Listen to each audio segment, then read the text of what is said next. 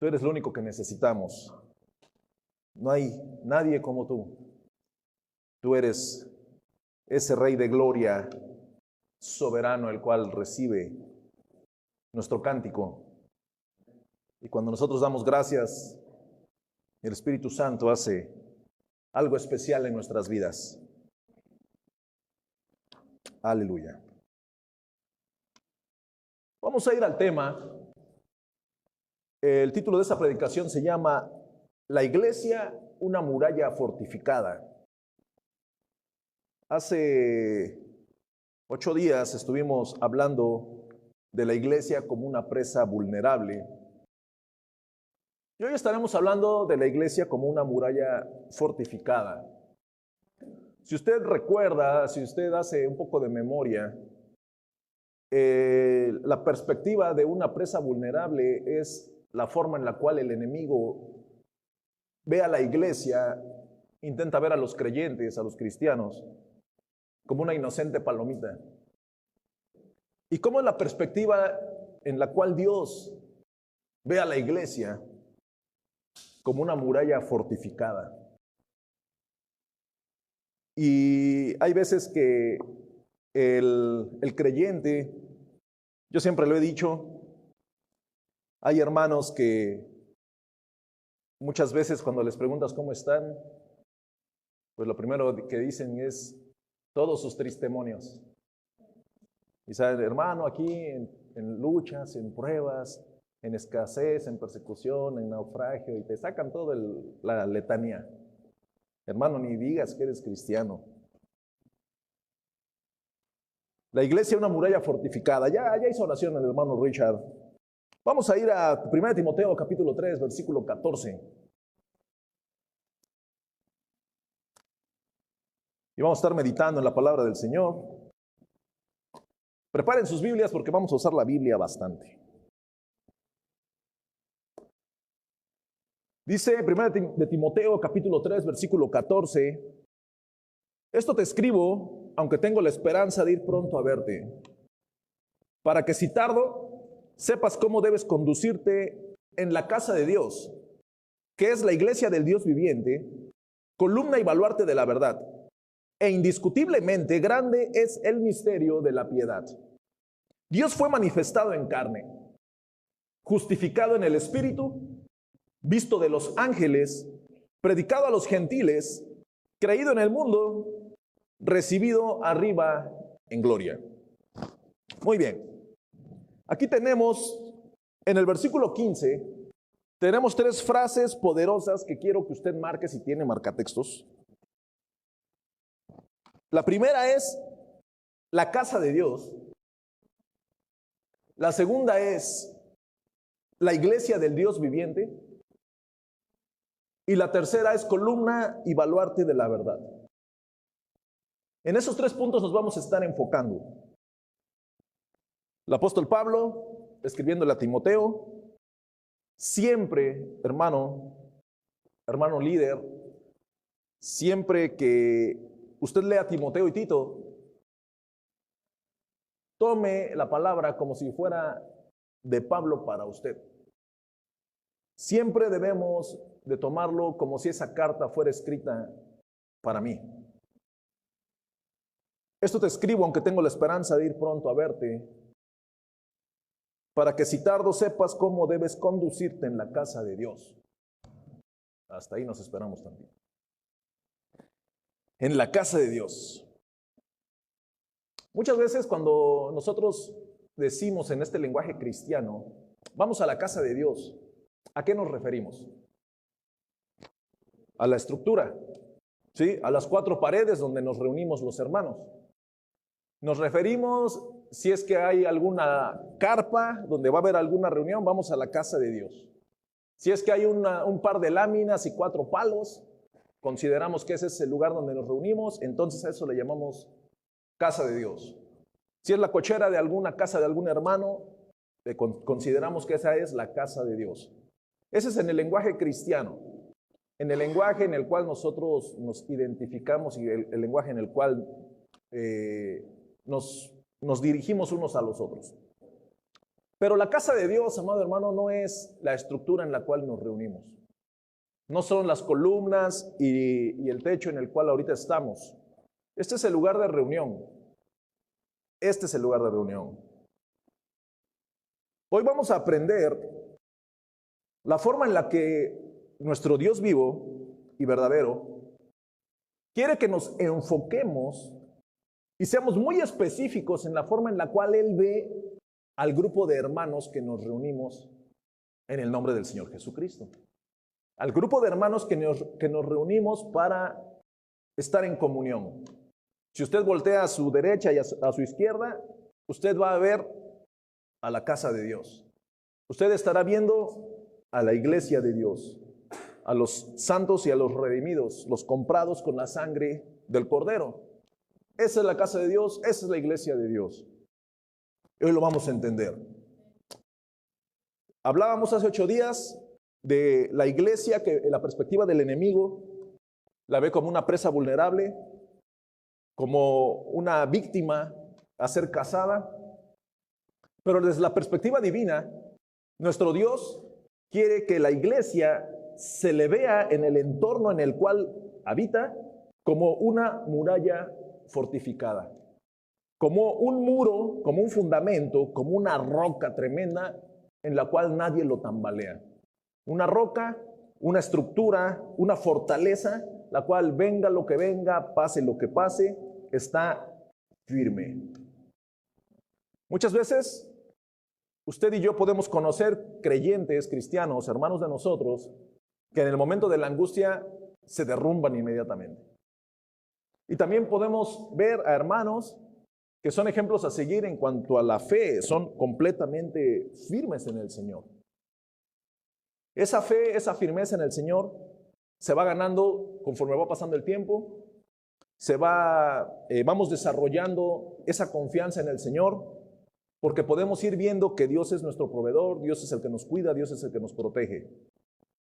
Dios es el que manda a sus ángeles a que nos rodeen, Él es el que cuida que nuestro pie no tropiece en piedra, Él es el que nos guarda en el hueco de su mano, Él es el que su sombra nos protege a nuestra mano derecha, Él es el Rey de gloria.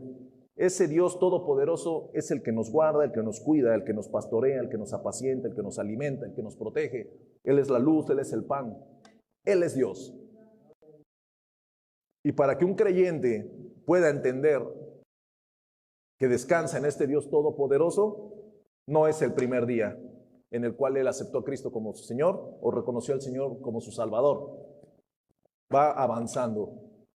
Es un avance lento, progresivo, pero siempre se avanza. Hoy estamos viendo versículo 15, para que sepas cómo debes conducirte en la casa de Dios. Cuando nosotros observamos y entendemos cómo debo conducirme en la casa de Dios, tomando la perspectiva de que la casa de Dios es el grupo de hermanos y el grupo de gente, ¿de qué estamos hablando? Estamos hablando, hermano, de su conducta y de mi conducta, de su vocabulario y de mi vocabulario, de la forma en la cual reflejo la firmeza que hay en mi corazón, de la forma en la cual manifiesto que el Espíritu Santo mora en mí, la forma en la cual me comporto, me conduzco en la casa de Dios, es lo que usted está viendo en mí y lo que yo veo en usted. Usted y yo podemos venir el domingo y es probable que aparentemos algo que ni siquiera somos. O la persona puede venir o ir a cualquier otra iglesia, a cualquier otro lugar de reunión y aparentar algo que no es y nadie nos vamos a dar cuenta. Pero los hijos de Dios, los hermanos, los que nos conocemos, va a decir, algo tienes. Algo te pasa. Tú tienes algo. Eso es algo, hermanos, que se identifica o que nos identificamos porque el Espíritu Santo mora en nosotros.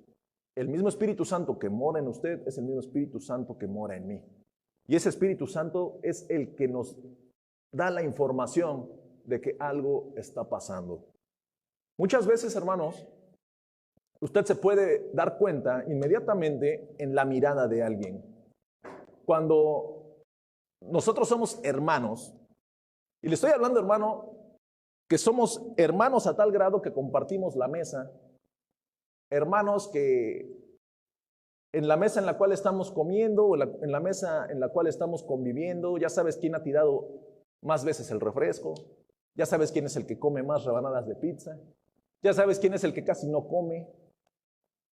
Y así, porque los vas conociendo o nos vamos conociendo.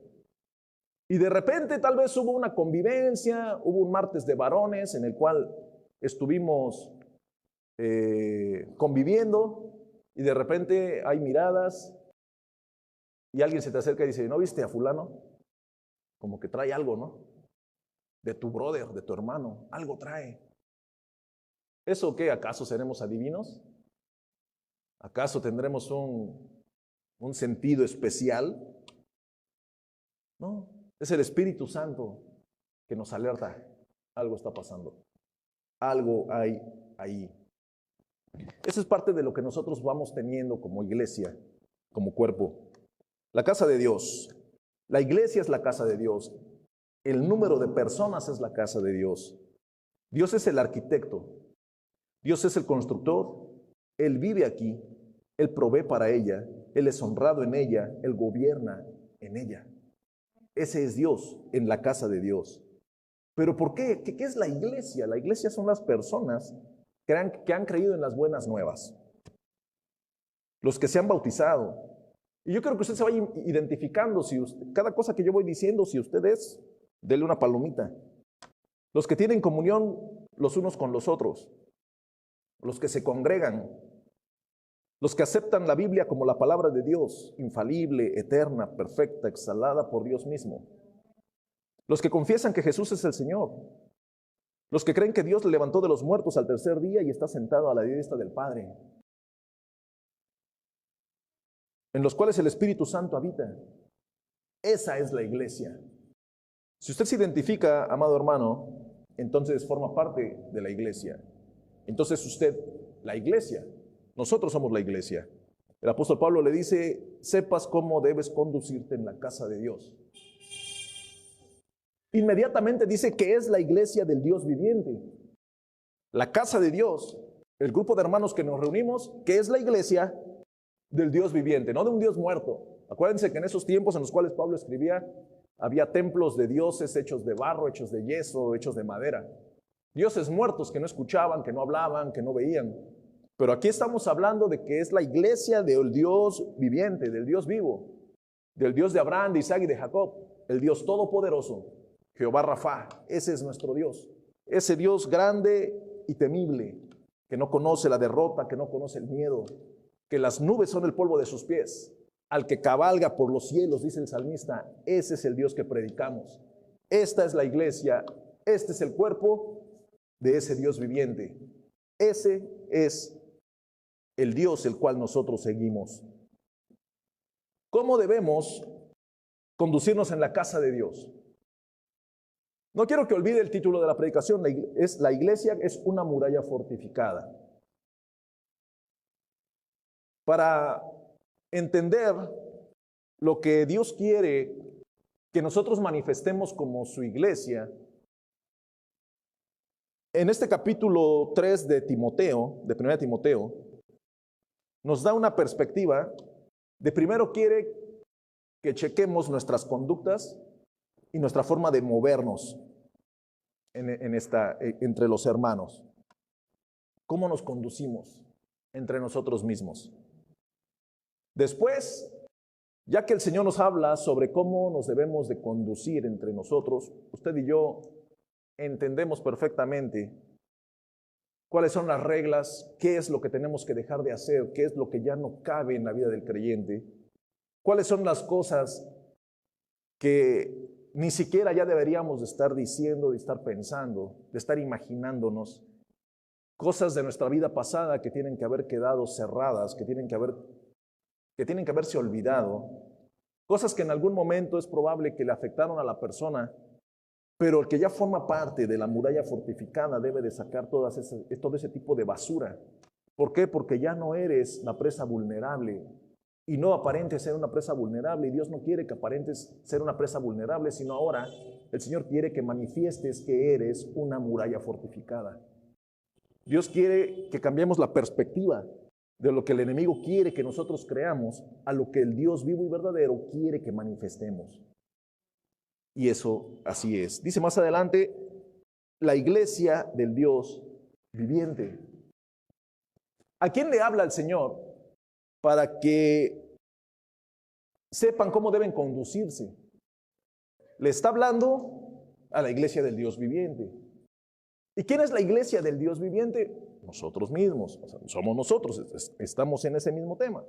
¿Y quiénes somos nosotros? Hombres y mujeres con problemas reales. Hombres y mujeres con problemas terrenales. Todos tenemos problemas. Si usted voltea a su derecha y voltea a su izquierda, va a encontrar a alguien con un problema. Siempre y cuando no digan, ese es el problema. Pero muchos tenemos problemas, de todo tipo. Hay muchos que somos ansiosos, hay otros que son depresivos, hay otros que son apáticos, obsesivos. No vaya a decir amén, hermano, cuando voy diciendo. Hay unos que son irritables, hay otros que son inestables, hay unos que son inestables emocionalmente, hay otros que están frustrados, hay unos que ya están en la crisis de la edad, hay otros que tienen crisis familiares, hay unos que vienen con crisis económica, hay otros que tienen problemas de salud, hay otros que traen situaciones matrimoniales, otros tienen crisis existenciales. Gente que trae una nube de problemas o que traía una nube de problemas.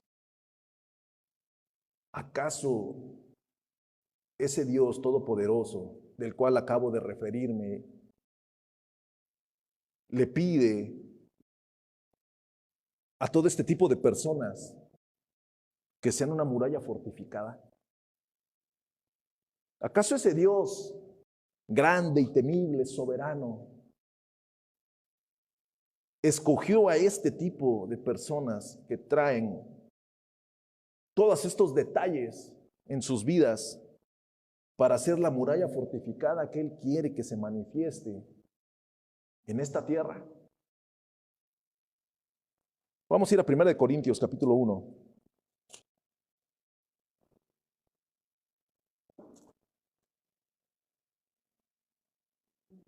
Dice el versículo 18 al 31. Porque la palabra de la cruz es locura a los que se pierden. Pero a los que se salvan, esto es, ¿a quién? Es poder de Dios. Pues está escrito, destruiré la sabiduría de los sabios y desecharé el entendimiento de los entendidos. ¿Dónde está el sabio? ¿Dónde está el escriba? ¿Dónde está el disputador de este siglo? ¿No ha enloquecido Dios la sabiduría del mundo? Pues ya que en la sabiduría de Dios el mundo no conoció a Dios mediante la sabiduría, agradó a Dios salvar a los creyentes. ¿Por qué? Por la locura de la predicación. ¿Qué decían los judíos? Esos están locos. ¿Qué decían los griegos? Están locos. 22. Porque los judíos piden señales y los griegos buscan sabiduría. Pero nosotros predicamos a Cristo crucificado. Para los judíos ciertamente tropezadero y para los gentiles locura. ¿Cómo iba a ser posible que un hombre que murió en un madero y se hizo maldito, según la ley, ese fuera el punto central de la salvación del alma? Era inaudito. Por eso decía, la predicación es una locura. Mas para los llamados, así judíos como griegos, Cristo, poder de Dios y sabiduría de Dios. Porque lo insensato de Dios es más sabio que los hombres, y lo débil de Dios es más fuerte que los hombres. Pues mirad, hermanos, vuestra vocación, que no sois muchos sabios según la carne, ni muchos poderosos, ni muchos nobles, sino que lo necio del mundo escogió Dios para avergonzar a los sabios. Y lo débil del mundo escogió Dios para avergonzar a lo fuerte. Y lo vil del mundo y lo menospreciado escogió Dios y lo que no es para deshacer lo que es, a fin de que nadie se jacte en su presencia. Mas por él estáis vosotros en Cristo Jesús, el cual nos ha sido hecho por Dios sabiduría, justificación, santificación y redención. ¿Para qué? Como está escrito, el que se gloría, gloríese en el Señor. Si nosotros fuéramos cuestionados, fuéramos filtrados por la sabiduría de este mundo, por los órdenes morales, por los órdenes jerárquicos de este mundo, hermanos, seríamos reprobados. Por gracia somos salvos. Por gracia estamos aquí por la misericordia del Señor. Hombres y mujeres con una gran nube de problemas sobre sus hombros, sobre sus vidas. El Dios de Israel, el Dios Todopoderoso, se fijó en nosotros. Y cuando pasaban las edades y los siglos y decían a ellos, el apóstol Pablo escribe en la santa palabra de Dios, lo vil del mundo y lo menospreciado escogió Dios. Cada uno de nosotros, hermanos, somos parte de esa vileza y de eso despreciable en lo cual habitaba en este mundo. Los judíos veían como basura a los gentiles, a los que no habían nacido en la tierra santa. ¿Cómo iba a ser posible que ellos, formando parte de la historia divina, que de ellos iban a ser el Salvador, el Mesías, que ellos habían tenido toda la historia, la crema y nata de la historia terrenal divina? ¿Cómo iba a ser posible que los gentiles formáramos parte como injertos de la salvación? Lo vil y lo menospreciado escogió el Señor. Eso es lo que usted y yo somos. Ahora, cuando el Señor nos habla de que debemos de manifestar, ser una muralla fortificada, la iglesia del Dios viviente le está hablando a todo este tipo de personas, filtrados bajo la moralidad del mundo, bajo la jerarquía de este mundo, bajo el sistema profesional de este mundo, bajo lo que en este mundo rige y gobierna, saldríamos descalificados. Pero Dios, en su infinito amor y en su misericordia, Él nos dice que Él puso su mirada en nosotros según la presciencia, según la soberanía. Él nos escogió antes de la fundación del mundo para que resplandeciéramos como luminares en Él. Eso es lo que Dios ha hecho y hizo a través de Jesús en nuestras vidas. Usted y yo no hicimos nada. Nada. Dice 2 de Timoteo capítulo 2 versículo 19, pero el fundamento de Dios está firme, teniendo este sello. Conoce el Señor a los que son suyos, y apártese de iniquidad todo aquel que invoca el nombre de Cristo. Si usted analiza, en estos versículos que vamos a estar leyendo, que vamos a estar meditando, en el versículo 15 de 1 Timoteo capítulo 3 nos habla columna y baluarte, se menciona estructuras de construcción. En este versículo de 2 de Timoteo nos dice el fundamento. Y dice, pero el fundamento de Dios está firme. Primero nos dice que la iglesia es la columna y el baluarte, que es una columna que sostiene una construcción. En el capítulo 2, versículo 19, dice, el fundamento de Dios está firme. Y yo cuestiono, yo pregunto, y la idea es que usted se vaya meditando en esta palabra. Todas esas mujeres y hombres con problemas terrenales, ansiosos, depresivos, apáticos, irritables, con crisis familiares, económicas, de salud, matrimoniales, existenciales y todo esto, el Señor dice, pero el fundamento de Dios está firme. Cuando nosotros nos enfocamos a sí mismos, le aseguro, hermano, que ni siquiera nosotros nos lo podemos creer. El martes dijo un hermano en la reunión de varones,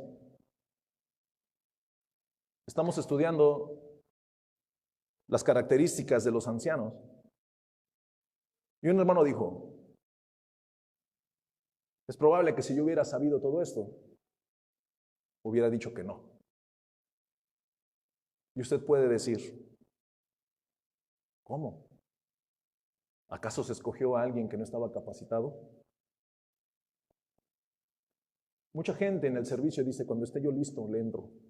¿Sabes cuándo le vas a entrar? Nunca. ¿Sabes cuál era el filtro que tenía el apóstol Pablo cuando llegaba a los lugares para levantar iglesias y poner ancianos? El testimonio. Hay personas que no saben leer y podrían ser unos excelentes pastores. ¿Por qué? Porque tienen una fe firme, porque el fundamento está firme, porque Dios está con ellos, porque el Espíritu Santo está avivado en ellos. Si usted y yo nos autoanalizamos y decimos, el fundamento de Dios está firme, Dios está diciendo que el fundamento de Él está firme, entonces la iglesia está firme. ¿Y saben por qué está firme? Porque Él conoce a los que son suyos. Cada uno de los que aquí estamos, que verdaderamente somos cristianos, que verdaderamente el Señor nos tiene en el hueco de su mano, Él nos ubica a cada uno de nosotros como ese fundamento firme. Ese fundamento firme que es parte de la muralla fortificada. Conoce el Señor a los que son suyos. Y apártese de iniquidad todo aquel que invoca el nombre de Cristo. Pablo le está diciendo a Timoteo, sabes que mira, hay personas que es probable que estén viviendo todavía como antes vivían, hablando como antes vivían, como antes hablaban, manifestando en su vida diaria como personas que no son creyentes, pero es necesario que ellos, regreso aquí, aprendan cómo deben conducirse en la casa de Dios y que saquen todo lo que les estorba, porque el Señor conoce a los que son suyos. Entonces, como hay unos que siguen viviendo, hablando, haciendo cosas como si no fueran del Señor, la orden divina es apártese de iniquidad todo aquel que invoca el nombre de Cristo. Si usted y yo formamos parte de la iglesia y venimos e invocamos el nombre de Cristo y buscamos al Señor y nos hemos bautizado y hemos tomado la comunión y hemos estado en medio del cuerpo del Señor, entonces cada uno de nosotros debemos apartarnos de iniquidad. Debemos de apartarnos de las cosas que ya sabemos que son pecado y todavía las hacemos. De cosas que de una o de otra forma vienen a contaminar nuestras vidas, de todo tipo. De lo que sale de nuestra lengua y de lo que entra por nuestros oídos, de lo que entra por nuestros ojos y de lo que nace en nuestra mente y en nuestro corazón. Debemos de apartarnos si eso que estamos produciendo puede afectar la forma en la cual nos conducimos en la casa de Dios. Cuando nosotros alcanzamos esta etapa y sacamos y empezamos a quitar lo que nace en el corazón, lo que entra por nuestros ojos, lo que entra por nuestros oídos y lo que sale por nuestra lengua, déjeme decirle, hermano, que empezamos a manifestar que somos una muralla fortificada. Eso es lo que Dios quiere que nosotros manifestemos. Vamos a Mateo capítulo 16.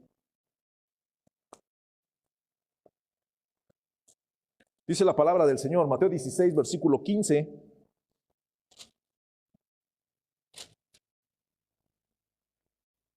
Y Él les dijo, ¿y vosotros quién decís que soy yo? Respondiendo Simón Pedro dijo, tú eres el Cristo, el Hijo del Dios viviente.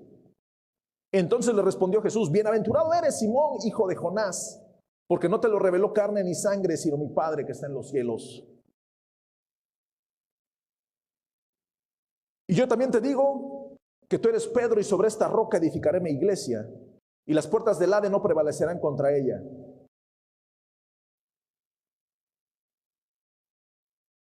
Y a ti te daré las llaves del reino de los cielos, y todo lo que atares en la tierra será atado en los cielos, y todo lo que desatares en la tierra será desatado en los cielos.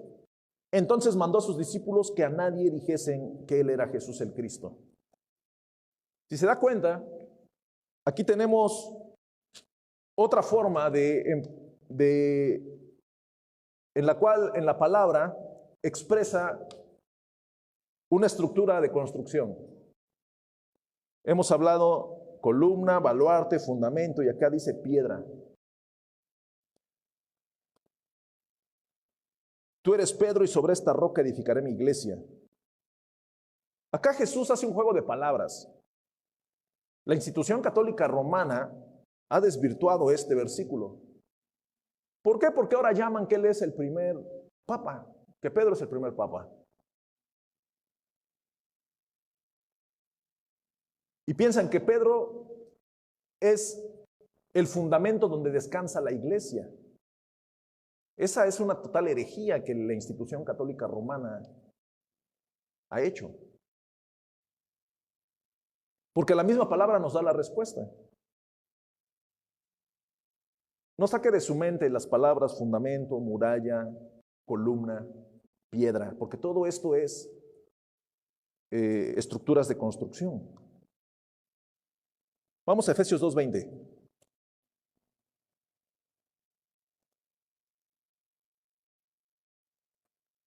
Dice la palabra del Señor: así que ya no sois extranjeros ni advenedizos, sino conciudadanos de los santos y miembros de la familia de Dios, edificados sobre el fundamento de los apóstoles y profetas, siendo la principal piedra del ángulo, ¿quién? Edificados sobre el fundamento de los apóstoles y profetas. ¿Usted sabe cuál es el fundamento de los apóstoles y profetas? Hermanos seminaristas. Edificado sobre el fundamento de los apóstoles y los profetas y profetas. ¿Sabes qué es, hermano, el fundamento? La palabra.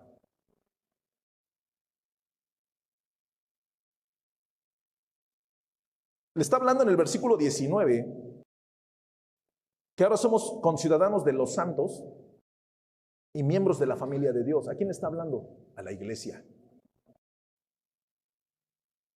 Edificado sobre el fundamento de los apóstoles y profetas. ¿Qué es lo que respaldaba a los apóstoles y a los profetas? A los apóstoles el evangelio, lo que habían vivido con Cristo. Ellos no tenían el Nuevo Testamento en las manos, en ellos estaba escribiendo el Nuevo Testamento. Y los profetas, amado hermano, los profetas escribían todas sus profecías. La palabra de Dios era lo que estaba fundamentando todo lo que ellos hablaban. Pero acá viene lo poderoso y dice, siendo la principal piedra del ángulo Jesucristo mismo. En algún momento, si alguien dice, es que Pedro es la roca, en Efesios nos dice, la principal piedra es Cristo, en la cual está sustentada la iglesia, y en la cual está las columnas, o la columna. Primera de Pedro, capítulo 2.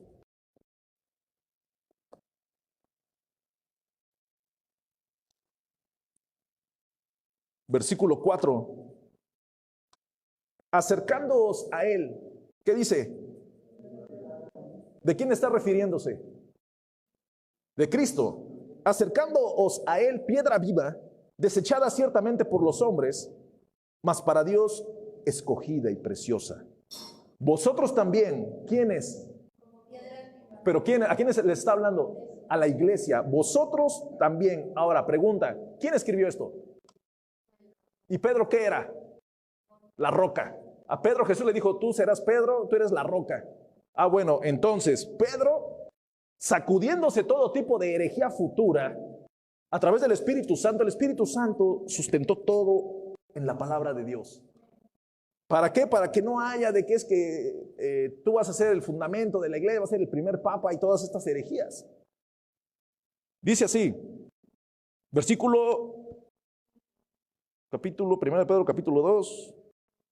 Ok, 5. Vosotros también, hablándole a la iglesia, como piedras vivas, sed edificados como casa espiritual y sacerdocio santo, Y acá, amado hermano, Pedro reconociendo que la principal piedra es Jesús, Pedro reconociéndose a sí mismo como una piedra más para el fundamento. No fue más que otro. Vosotros también, como piedras vivas, sed edificados como casa espiritual y sacerdocio santo, para ofrecer sacrificios espirituales aceptables a Dios por medio de Jesucristo. Por lo cual también contiene la escritura: he aquí pongo en Sión la principal piedra del ángulo escogida, preciosa. ¿Y qué dice? ¿Se estará refiriendo a Pedro? Se está refiriendo a Jesús.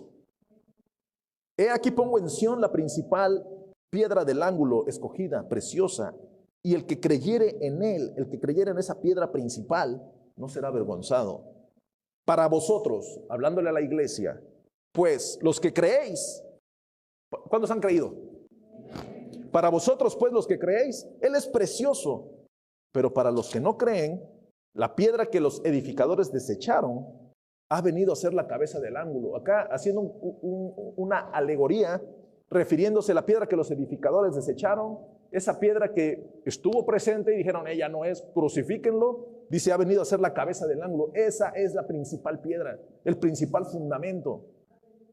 8, ha sido la cabeza del ángulo, pero también piedra de tropiezo y roca que hace caer. Porque tropiezan en la palabra, siendo desobedientes, a lo cual fueron también destinados. Ok. Tenemos, amada iglesia, un lenguaje tomando elementos de la construcción, en lo cual podemos ver que los apóstoles pusieron la primera etapa, Cristo como la piedra principal. Y después dice el versículo 5,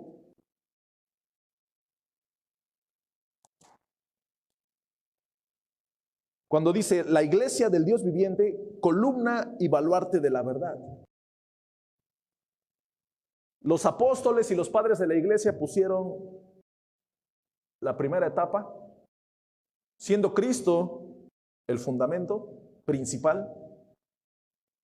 Pero usted y yo hemos sido todas esas piedras que van construyendo la columna, que va creciendo y que tiene que crecer. Hombres y mujeres que de algún modo, si nosotros fuéramos nuestros propios jueces, les aseguro que seríamos nuestros propios verdugos, porque a nuestro razonamiento no tendríamos la aprobación de nosotros mismos para formar parte de esa columna o de ese baluarte. Pero Dios, en su inmenso amor, su misericordia y su gracia, escogió a cada uno de los que aquí estamos para que fuéramos una de esas piedritas que van en esa construcción. Y toda esta construcción, ¿para qué es? ¿Para qué es? Para que le demostremos al mundo la verdad.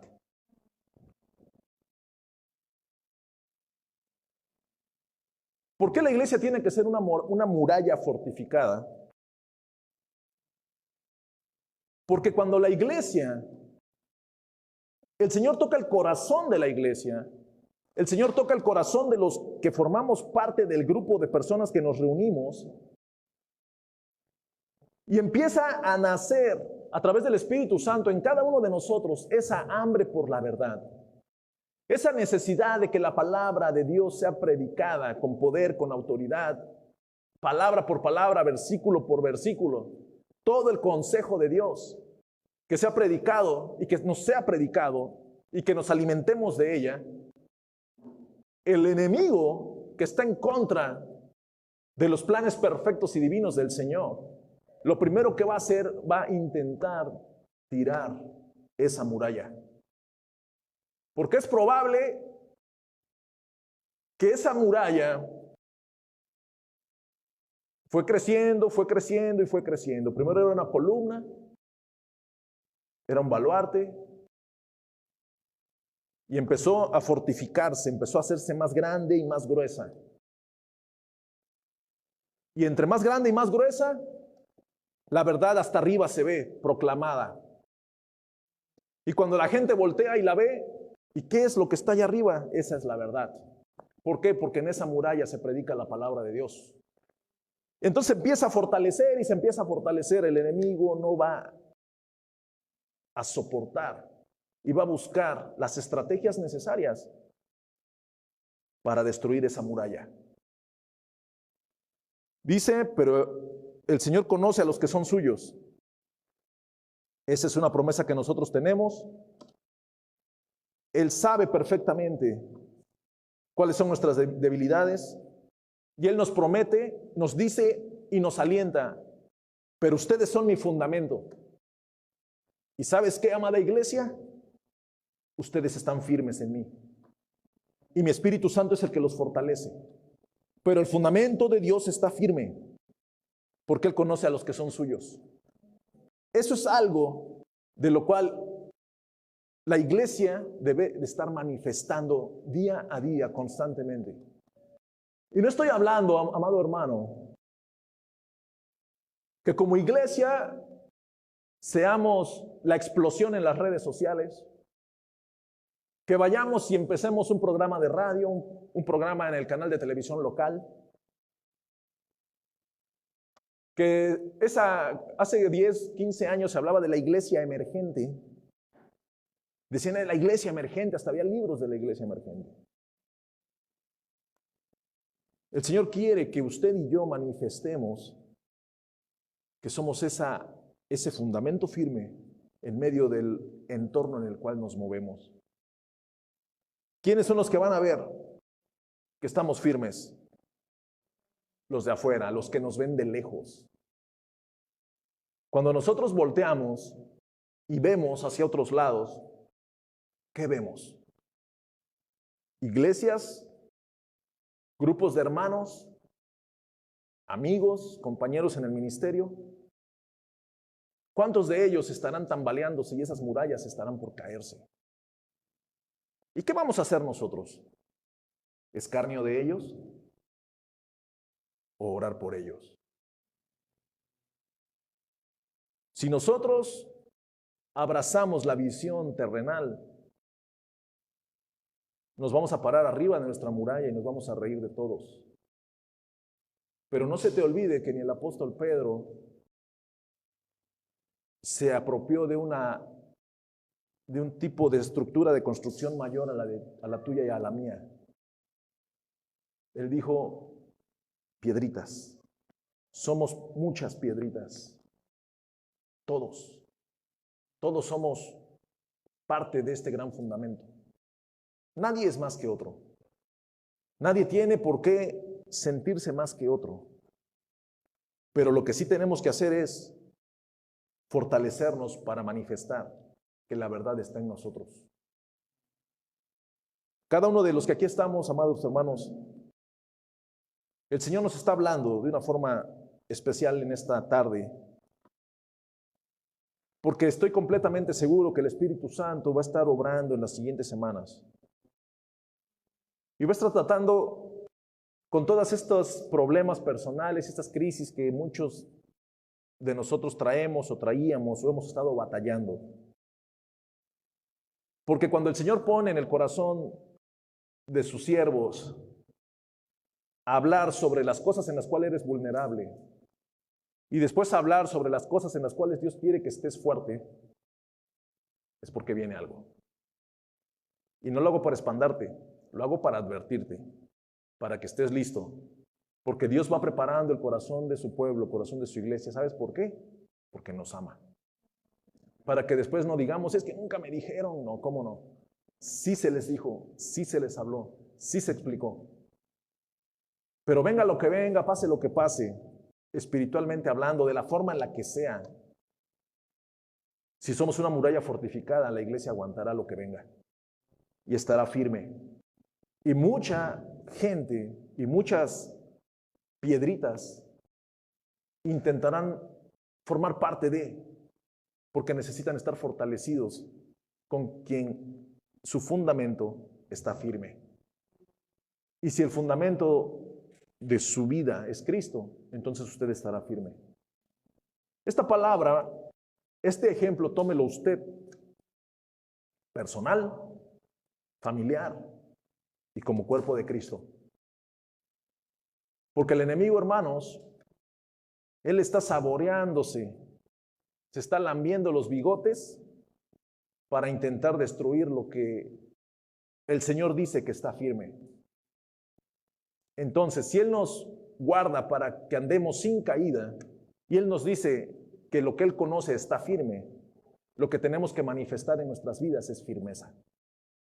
Lo que tenemos que manifestar con nuestro diario vivir es una solidez estructural en todos los aspectos, como hijos de Dios, como congregantes, como siervos de Dios, como hombres y mujeres que aman la verdad, que se han tomado de la mano del Rey de Reyes y Señor de Señores y están dispuestos a no soltarlo. ¿Por qué? Porque el fundamento de Dios está firme. Y ahí es a donde vamos caminando. La iglesia es la que levanta, hermanos, y defiende la verdad de la palabra de Dios revelada. La iglesia, esta muralla fortificada, debe de estar manifestándose ante la sociedad que nos rodea, levantando la verdad. Cuando se habla que era columna y baluarte, una columna, nosotros identificamos una columna en la construcción como esto. Para nosotros es una columna. Pero en los tiempos antiguos levantaban una columna tremenda, pero para nada. ¿Saben nada más para qué? Para ponerle un nombre. Esa columna es porque ganamos tal batalla. Era un monumento, una columna enorme. Había templos, de los templos paganos, que los construían con columnas enormes, enormes. Usted puede ir a una iglesia católica, a una construcción católica. Aquí en nuestro país, hermanos, las columnas son enormes. Un fundamento tremendo para que los edificios no se caigan. Este es el lenguaje el cual está ocupando. Fundamento tremendo. El fundamento principal es Cristo en la iglesia, en el grupo de gente que nos reunimos. Y los que van construyendo todo lo demás y los que van formando parte de toda la estructura somos nosotros. ¿Para qué? Para colgar hasta arriba una banderita que diga, aquí se predica la verdad. Y cuando todos volteen a ver, digan, es que ellos tienen la verdad. Es que, ¿dónde está la verdad? Es que el hermano, y di tu nombre, es que en el hermano Jesús, en la hermana Katy, en el hermano Toño, en el hermano Richard, el hermano Pedro, el hermano Edwin, la hermana Rode, él tiene la verdad. Ellos tienen la verdad. Que cuando se diga de cada uno de nosotros y se refieran a nosotros, la gente sepa que nosotros estamos en la verdad y que estamos firmes en la verdad. Y que si en algún momento de crisis ellos podrían venir con nosotros y refugiarse junto a nosotros porque nuestro fundamento es firme. Esa es la iglesia que Cristo compró con su sangre, la que Él lavó, la que purificó y la que su Espíritu Santo está santificando progresivamente en todos los días de nuestra vida. Esa es la iglesia que debe de manifestar que es una muralla fortificada. La iglesia es el pilar de la verdad, debido a que a través de su ministerio se conserva y se transmite la verdad. Cada una de las cosas que usted y yo hagamos, hermano, lo que debe de transmitir es la verdad. Cada una de las circunstancias que nosotros hagamos como iglesia, como grupos, como gente unida, debemos de transmitir la verdad. Porque es lo que debemos de estar manifestando en nuestro diario vivir. En una auténtica iglesia, la verdad de Dios debe ser exaltada y debe estar a la vista. Nosotros no podemos estar escondiendo la verdad. Nosotros no podemos decir es que vamos a predicar la verdad, pero nada más nosotros. Hermanos, por eso la puerta principal siempre está abierta. ¿Por qué? Porque la persona que pase es libre de entrar y sentarse y escuchar la verdad. Si no, sería un club privado en el cual entramos los que ya tenemos una membresía y cerramos la puerta y nosotros nos predicamos a nosotros mismos la verdad. Nunca manifestaremos la verdad hacia afuera. ¿Saben para qué es? ¿Para qué se manifiesta la verdad? ¿Por qué la verdad debe de estar a la vista? ¿Por qué la iglesia debe de ser una muralla fortificada? ¿Por qué la iglesia debe de estar arriba de esa muralla fortificada, tener una bandera que diga, esta es la verdad, para que el mundo vea? El mundo tiene que ver que en usted está la verdad. La iglesia sostiene la verdad. ¿Cuándo sostiene la verdad? Vamos a leer bastante, hermanos. A ver, vamos a hacer casi una esgrima. Prepárense. Voy a decir nombres. A ver, a mí. Mateo capítulo 13, versículo 9. Rode, 2 Timoteo capítulo 2, versículo 15. Katy, Salmo 119, 11. Hermano Toño, Filipenses 2, 16. Acuérdense de sus nombres porque a mí ya se me olvidó. A ver, más para atrás. Richard, Apocalipsis 10, del versículo 9 al 11. Hermana Maribel, Filipenses capítulo 1, versículo 15 al 17. Hermana Isme, Mateo capítulo 28, versículo 18 al 20. Y hermano Edwin, esta es la última. ¿No le he dado cita, hermano? Esta es la última y quiero que esa va a ser la leída con todo. Colosenses capítulo 3, versículo 12 al 17. Señor, refréscales la memoria porque a mí ya se me olvidó. Muy bien.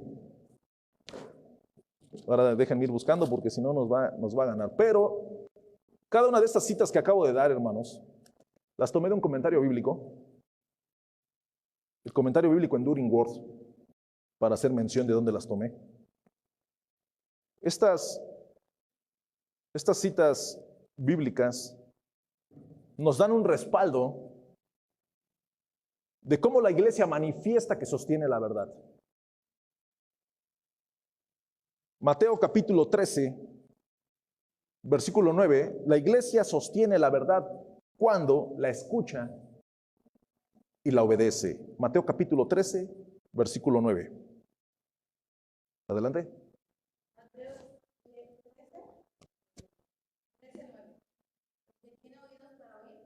Ok, el que tiene oídos para oír, oiga. La iglesia sostiene la verdad cuando la escucha y la obedece. ¿De qué manera, amado hermano, amada iglesia, estamos escuchando la verdad y la estamos obedeciendo? Después vamos a ir a 2 Timoteo, capítulo 2, versículo 15.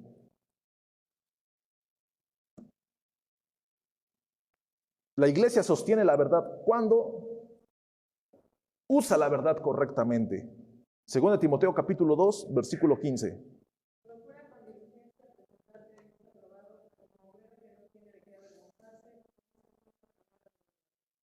Usar bien la palabra de verdad.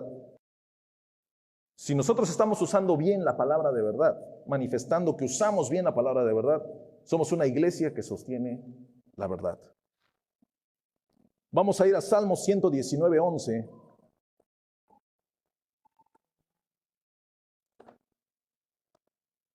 La iglesia sostiene la verdad cuando la guarda en el corazón.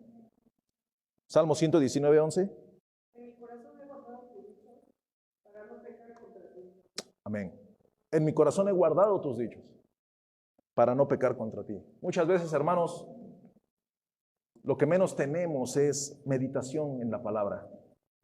Meditemos como iglesia, como personas que somos iglesia en la palabra del Señor.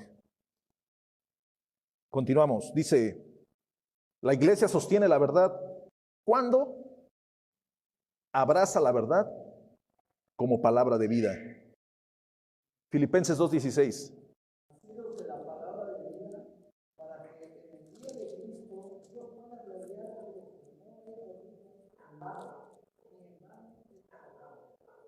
Amén. Asidos de la palabra. ¿Puede leerlo otra vez, hermano? ¿Lo puede leer otra vez?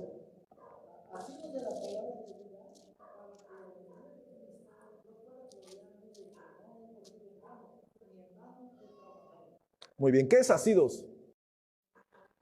Abrazados. Abrazados como palabra de vida. Muy bien. La iglesia sostiene la verdad cuando la estudia y la medita. Apocalipsis capítulo 10, versículo 9 y 11. Adelante.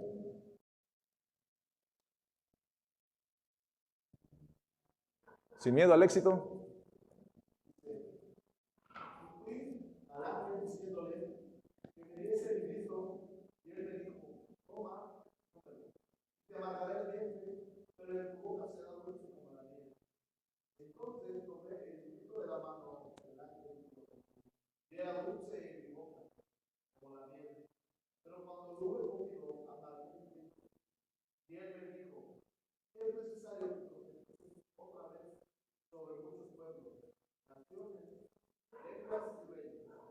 Muy bien. Estamos hablando, hermanos, cuando dice, tomé el librito de la mano del ángel y lo comí y era dulce en mi boca como la miel, pero cuando lo hube comido amargó mi vientre. Muchas cosas, hermanos.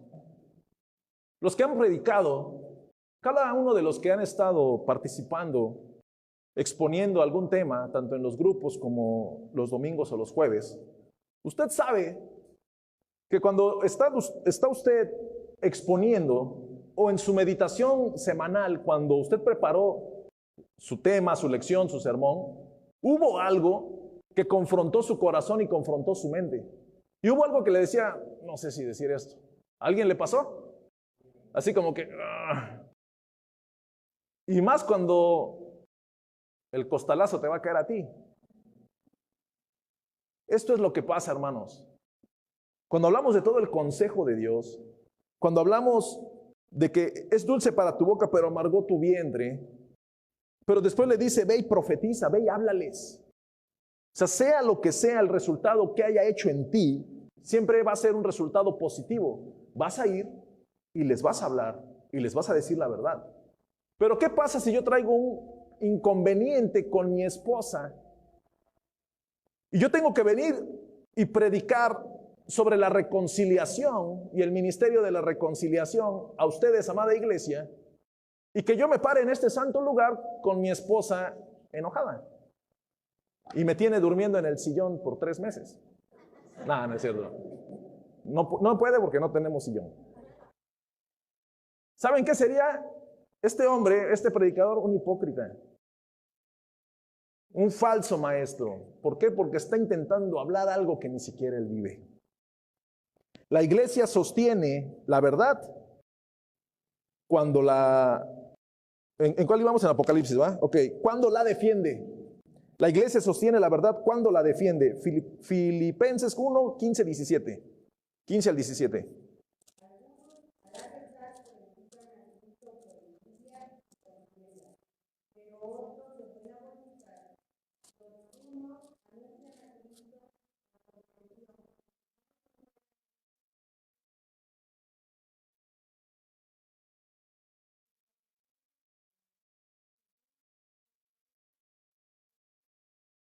Amén. Sí, la iglesia sostiene la verdad cuando la defiende. Acá el apóstol habla sobre la defensa del evangelio, sobre plantarte cuando hay que hablar la verdad. Usted tiene que mantenerse firme, hermano, y hablar y sostener, porque el fundamento es firme, defender la verdad. Muchas veces, hermanos, en diferentes circunstancias, alguien está diciendo una sandez y las personas así como que, no digas nada. No, ¿cómo no? El fundamento es firme, levántate y habla fuertemente. Después dice, la iglesia sostiene la verdad. ¿Cuándo? La divulga. Mateo capítulo 28, versículo 18 al 20.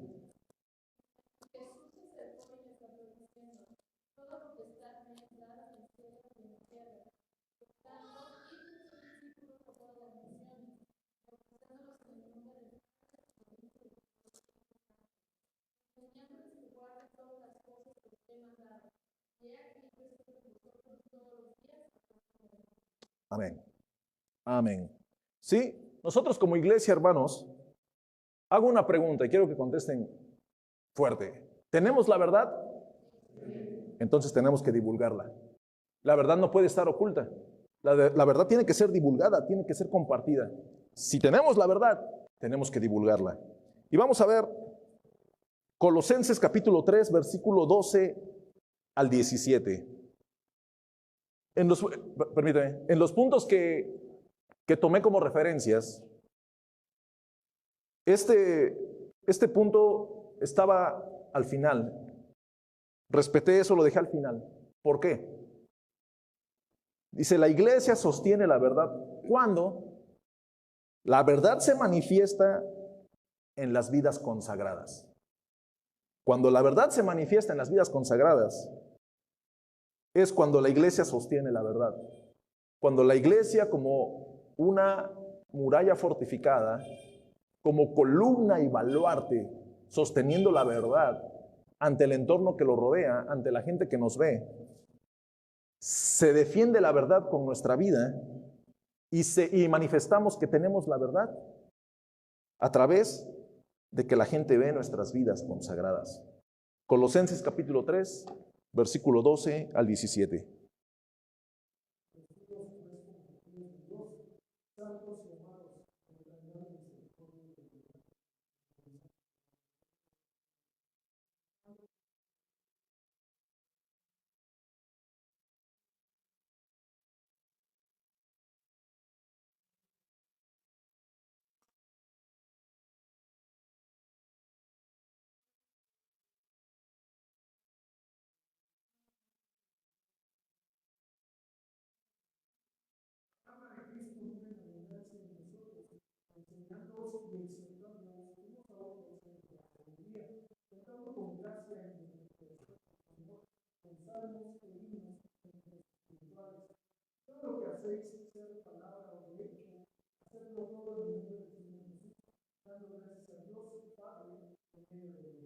Amén.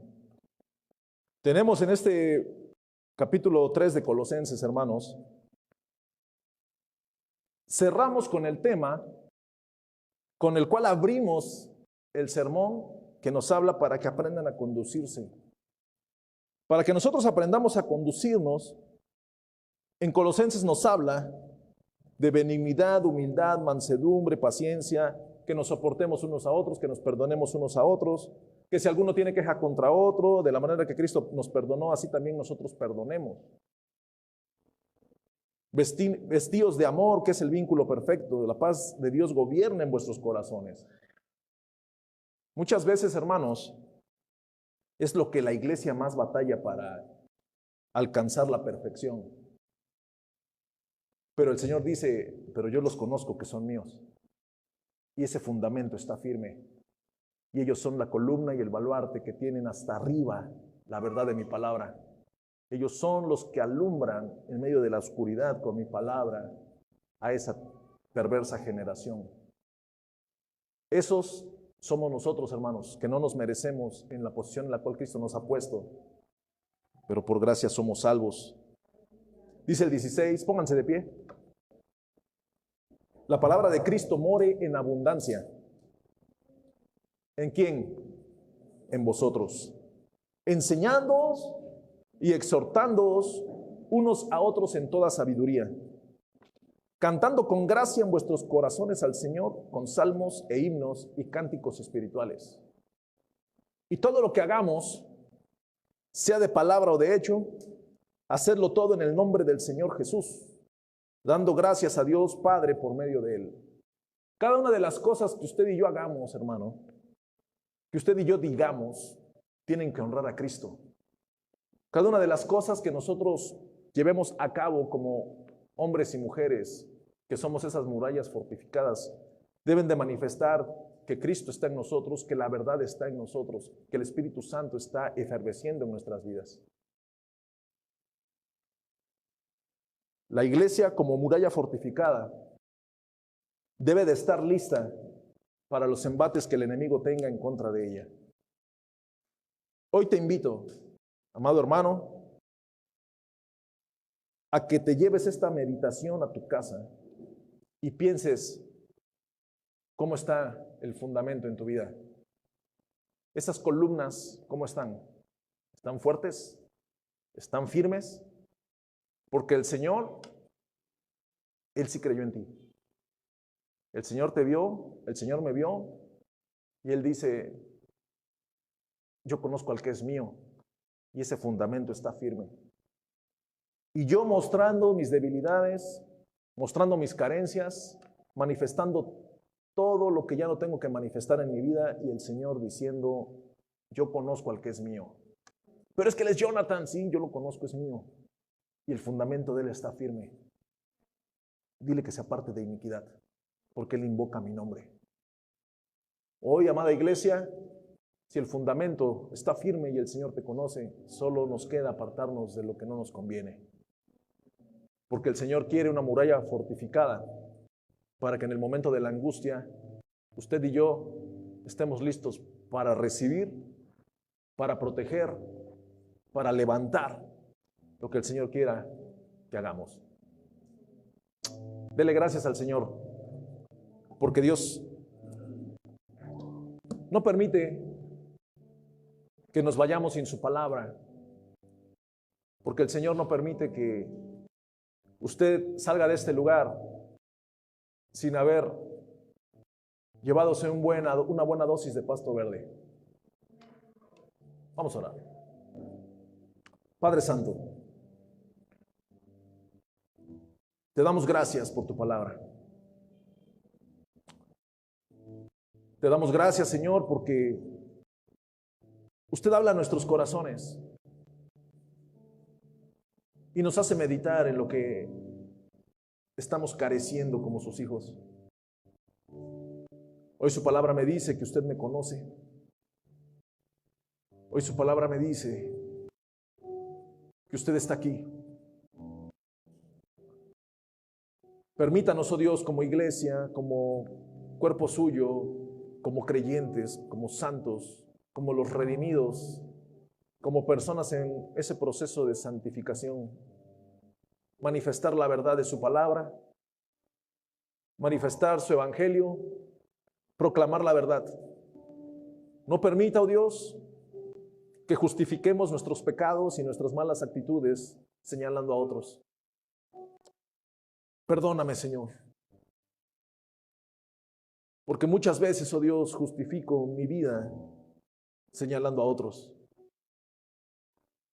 Permítanos, oh Dios, alumbrar nuestro entorno y ayudar a mis hermanos a que también alumbren. Le doy gracias por su palabra, porque su palabra es verdad. Bendiga, oh Dios, a cada uno de mis hermanos que escucharon esta palabra y que esta palabra entró en su corazón, en sus oídos, en su mente. Que caiga en buena tierra, Señor, y que demos fruto de ella. Que la compartamos, que nos volvamos pregoneros de la verdad. Y que esta iglesia, como muralla fortificada, manifieste que la verdad la alumbra. Le damos gracias, oh Dios, porque usted es bueno, porque para siempre es su misericordia y su verdad por todas las edades. Sea usted alabado, Señor. Amén.